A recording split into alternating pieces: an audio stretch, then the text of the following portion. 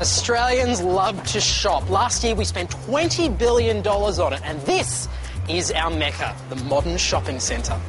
So you're here to buy things, obviously, but there is a power over you in this space that you might not necessarily be aware of. See, everything about the design of this building is driving you to spend money, sometimes on things you don't even need. I'll take two. Architects have a way of creating spaces that subtly mess with our minds, making us more vulnerable to impulse buying. It's a practice called scripted disorientation, and the moment it works on you is called the Gruen transfer.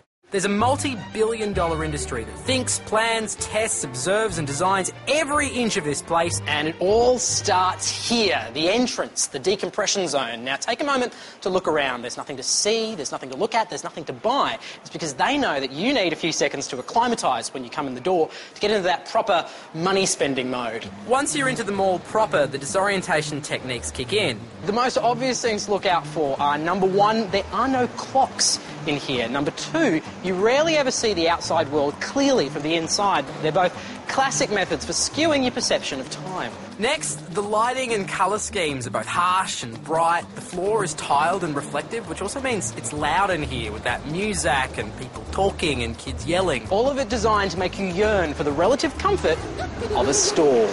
You probably turn right as soon as you enter, because that's what most people do. In fact, so many of us do it, they actually call it the invariant right. That's why all the bargain bins, specials and recommended books and DVDs are always here. It's so much nicer in here. The lighting is calmer, the music is quieter, the carpet is soft, like a baby zebra. It all makes you feel just a little bit more open to the idea of spending $3,000 on a flat screen TV.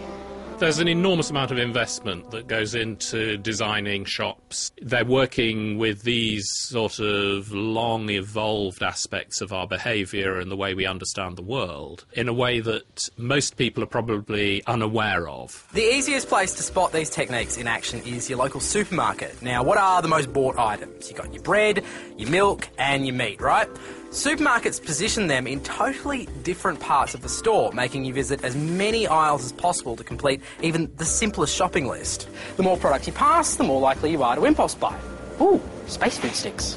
But the true grand wizard of consumer manipulation is without a doubt IKEA. IKEA intentionally confuse your sense of direction by making you focus on this maze. It takes you about half an hour to walk through the showroom, and after about 15 minutes, you have no idea where you are. Before you can buy what you actually came in here looking for, you have to wander through these fantasy apartments. You see, IKEA wants you to interact not with individual products, but with combinations of products. The first things you can actually pick up and buy are these incredibly cheap glasses, plates and cups, and after seeing the expensive apartments, there's no harm in picking them up. By the time you do get to the flat pack you came looking for, according to University College London, you've bought 60% more products than you ever intended.